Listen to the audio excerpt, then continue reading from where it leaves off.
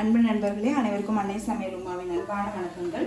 இன்னைக்கு அன்னை சமையலில் பார்க்க போகிறது பொட்டேட்டோ ஃப்ரை. உருளைக்கிழங்கு பார்க்குறதுக்கே பாருங்கள், நல்லா கிறிஸ்பியாக இருக்குது. வாங்க பொட்டேட்டோ ஃப்ரை எப்படி செய்கிறதுன்னு பார்க்கலாம். 1/2 டீஸ்பூன் கடுகு, 1/2 டீஸ்பூன் சீரகம், கொஞ்சம் பெருங்காயம், கொஞ்சம் கருவேப்பிலை. அடுத்தது உருளைக்கிழங்கு சேர்த்துக்கலாங்க. நான் இது மாதிரி கட் பண்ணி சேர்த்துக்கிறேன்.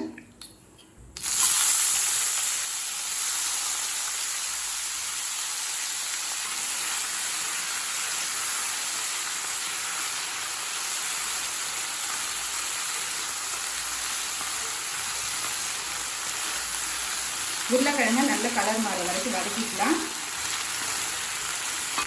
உருளைக்கிழங்கு பாருங்கள், நல்லாவே கலர் மாறிடுச்சு.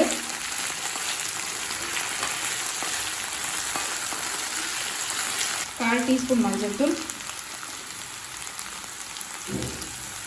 2 டீஸ்பூன் மிளகாய் தூள்,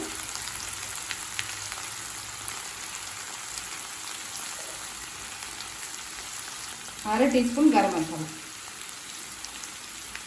தேவையான அளவு உப்பு,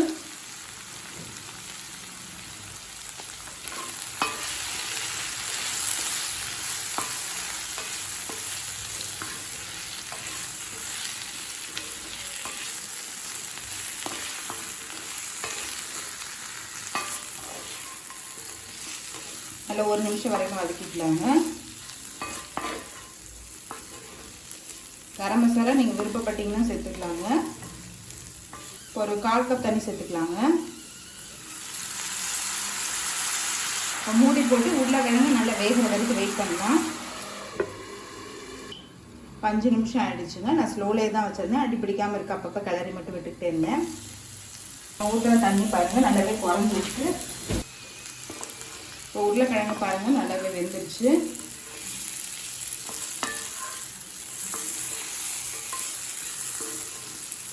இப்போ 1/2 டீஸ்பூன் கார்ன்ஃப்ளவர் சேர்த்துக்கலாம்.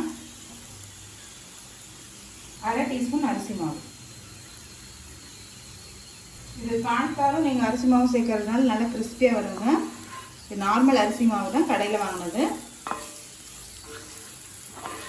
மெதுவாக கிளறி விடுங்க.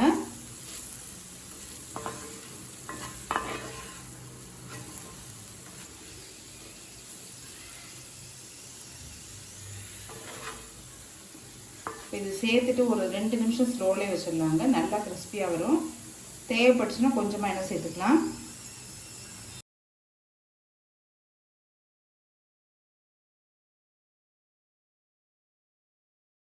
இப்போ உருளைக்கிழங்கு பாருங்கள், நல்லா கிறிஸ்பியாக ஆகிடுச்சு.